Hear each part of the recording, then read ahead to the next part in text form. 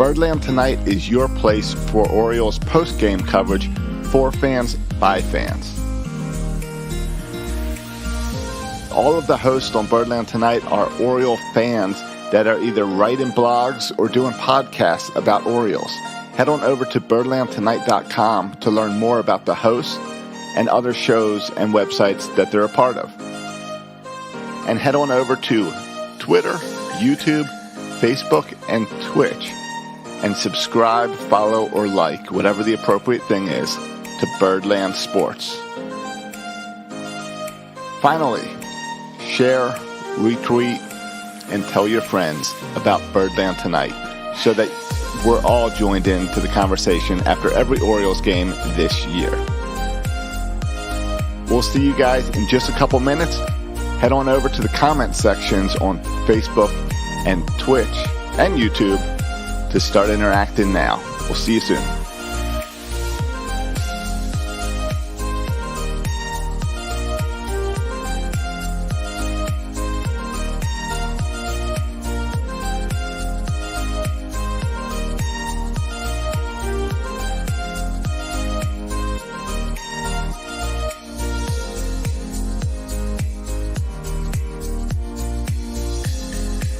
Did you know Birdland Tonight is also a podcast? Head on over to your favorite podcast app and subscribe to Birdland Tonight to get the audio of this show every morning ready for your commute.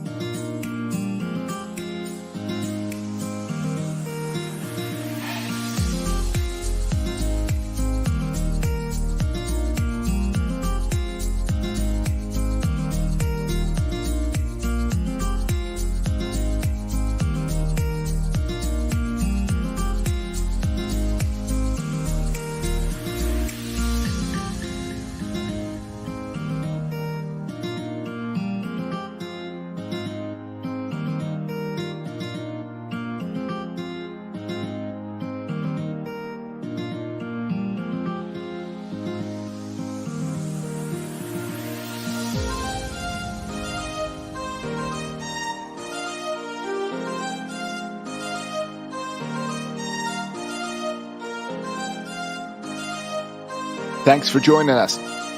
We will get started in just 1 minute. Make sure that you have subscribed to us on your favorite social media. Look up Birdland Sports on Twitter, Twitch, YouTube, and Facebook. Like, follow, retweet, share. See you in a moment.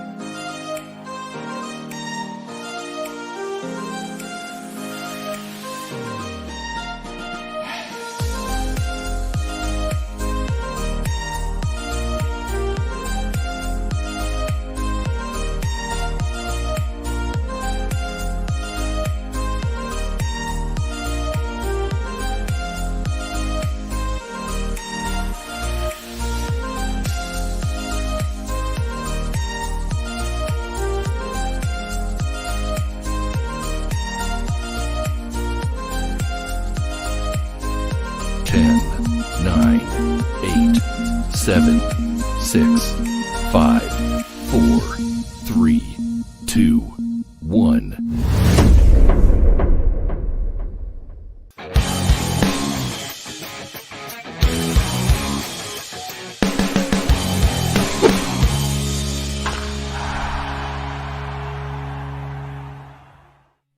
All right, welcome to Birdland Tonight after a tough loss.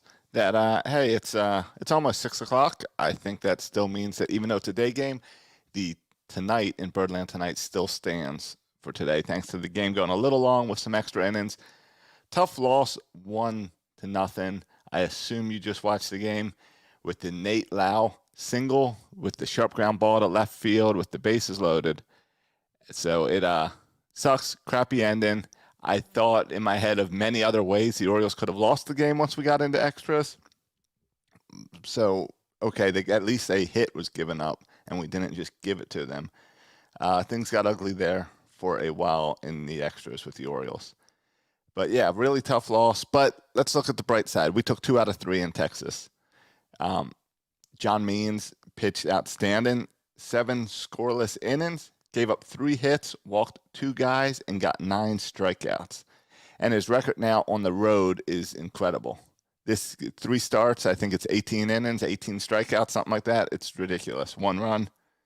So John Means is truly becoming a real ace. We always joke that the Orioles ace is an ace because every team has to have an ace. But John Means is starting to really show and really shine that he deserves that ace title.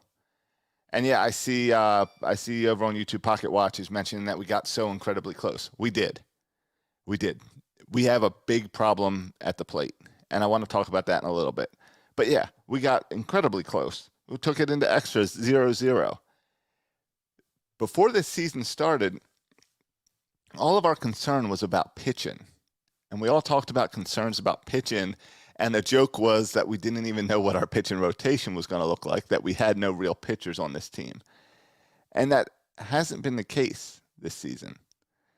We've had a lot of our losses have been because our lineup isn't scoring runs. We got 5 hits and gave 10 strikeouts today.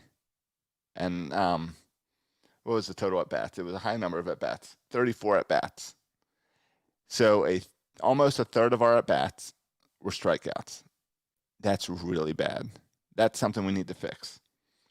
Ryan Mountcastle is hitting the ball hard every time. 2 days in a row, he's hit balls to the warning track that didn't quite get out. Today, he also had that hit in the, I guess, was that in the top of the 10th?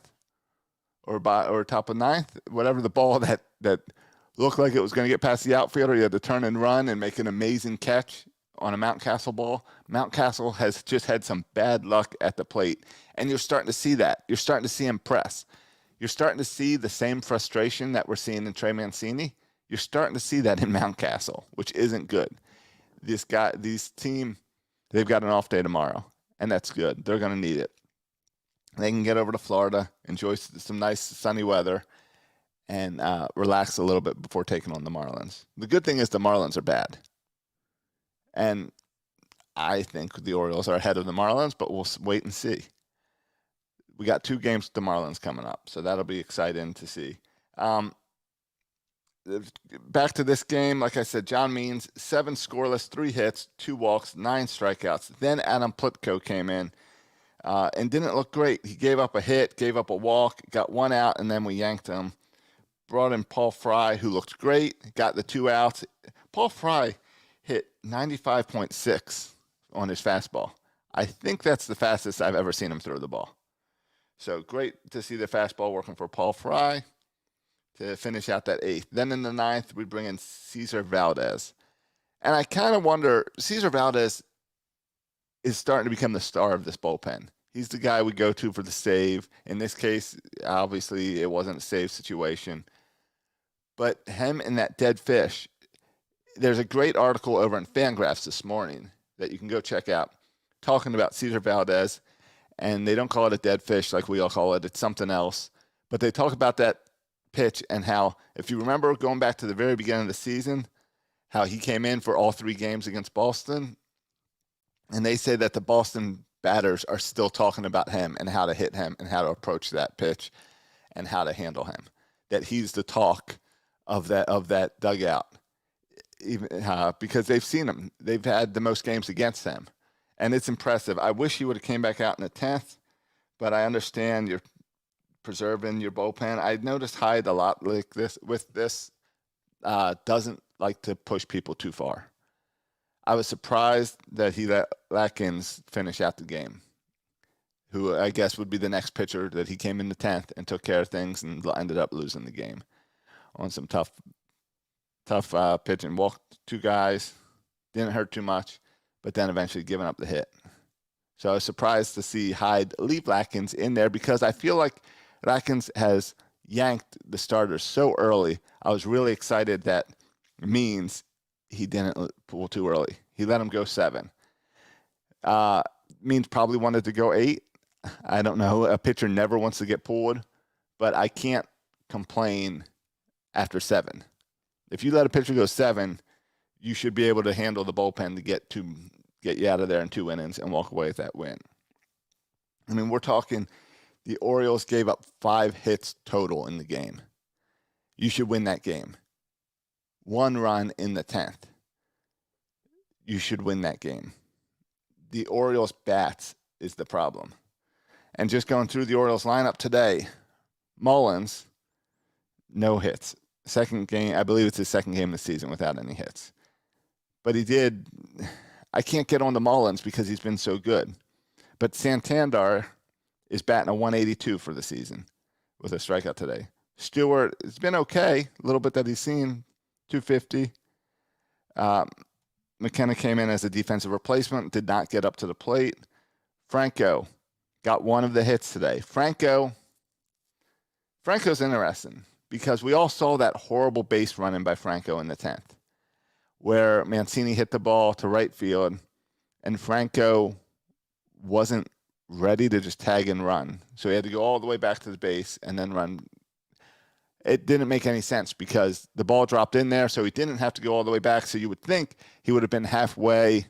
There's 2 ways to play that. Either you stay on third base and wait until you know and then run so you get home before the ball, or go halfway. If he catches it, you turn around and go back. If he doesn't, you move forward. I'm not really sure what Franco was doing there, but it was bad because there's no way that a ball drops in right field and you don't score from third base. It's not acceptable. And I guess that cost us the game. I mean, we would have been up 1-0. That hit that was just won the game would have just tied the game. It's a huge mistake for Franco.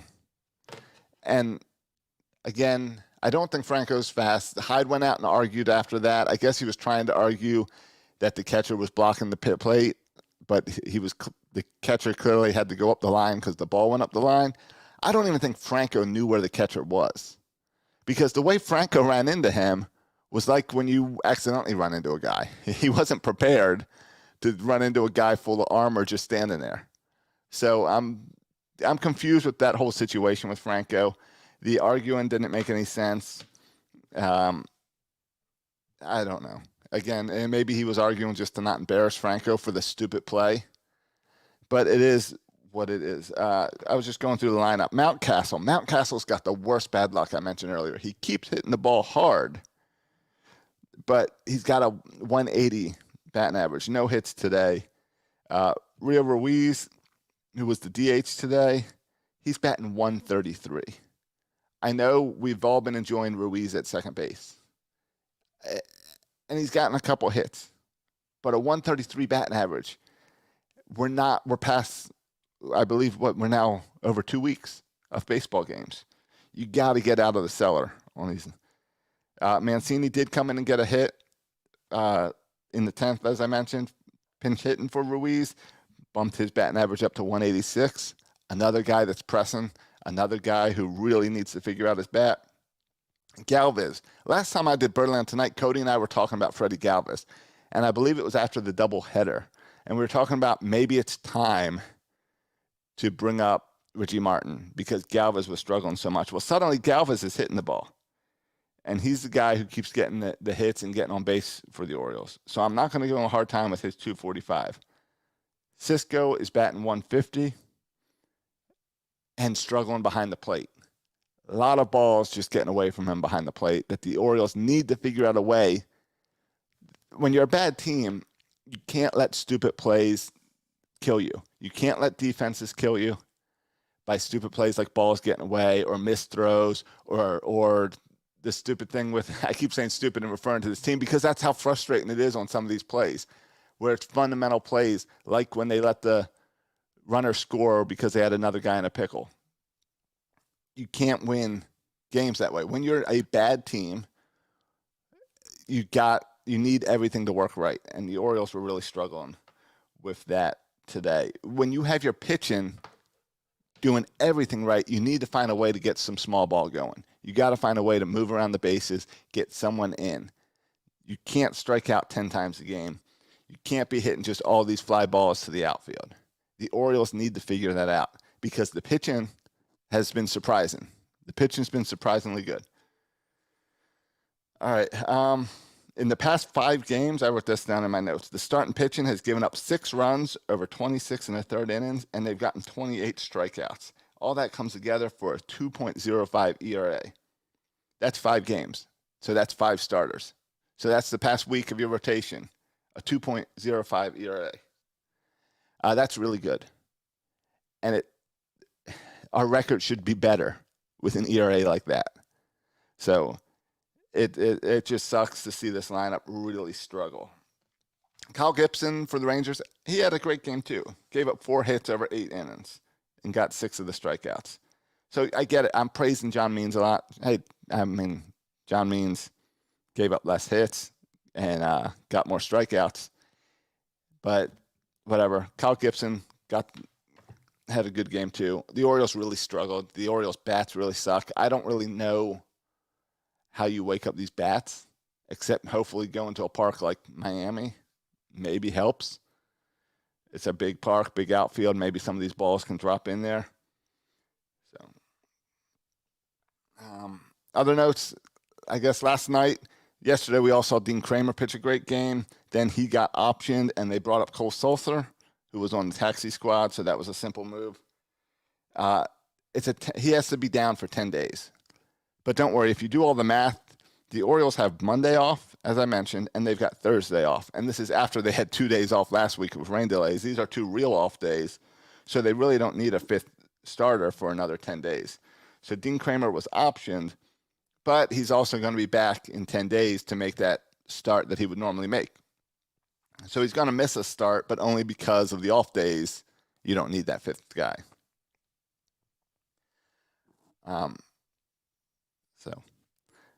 Let's see.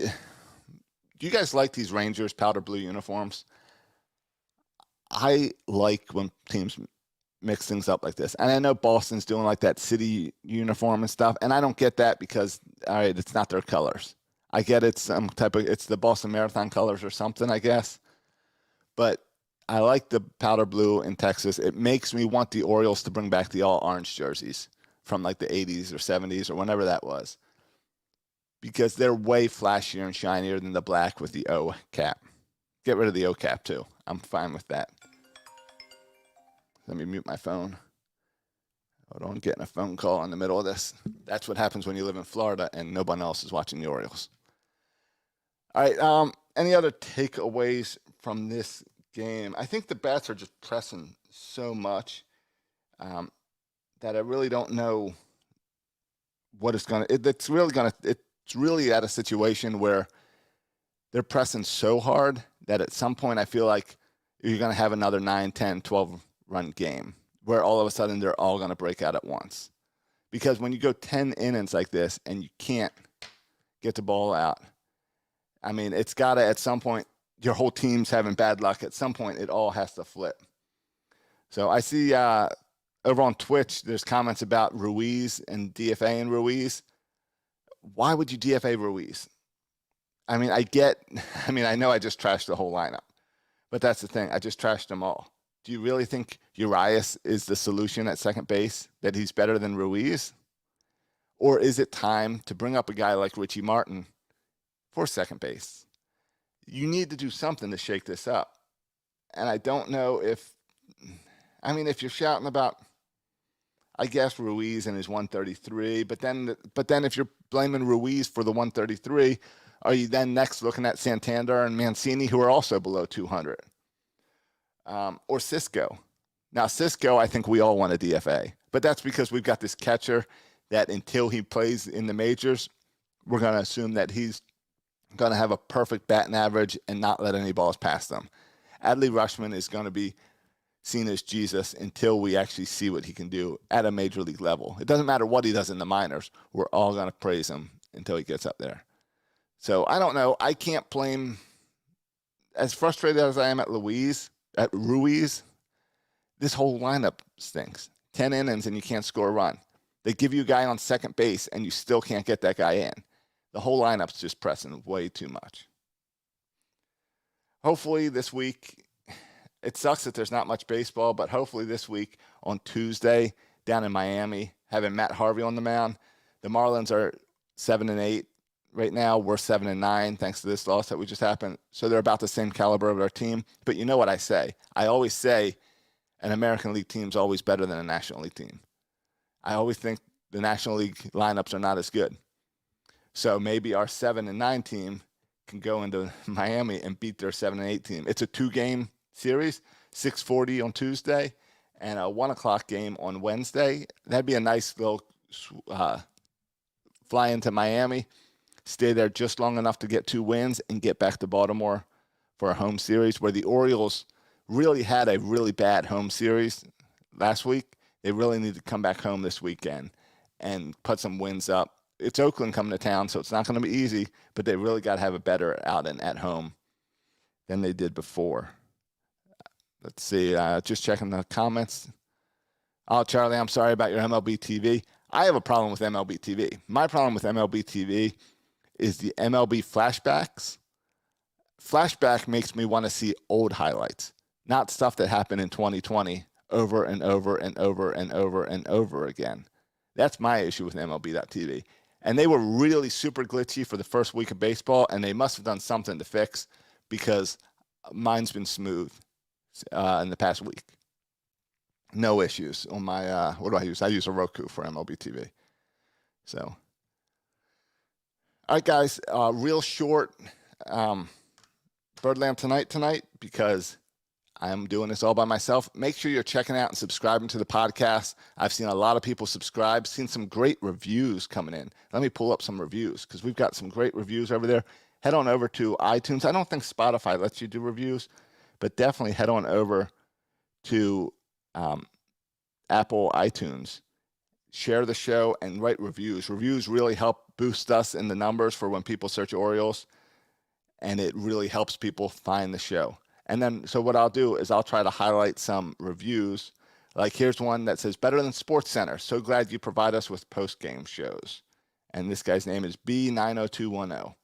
And then here's another one. Great post-game show. It's only a week into the season, but I've enjoyed these post-game shows. The commentary is insightful, and the approximate 20-minute length is perfect. And that's by the all nicknames are taken, 2, 3, 4, 5. Thanks for those reviews. Guys, go continue to do that. It really helps out the show. Check out the website, birdlandtonight.com, where you can get merch like this cool hat and some shirts.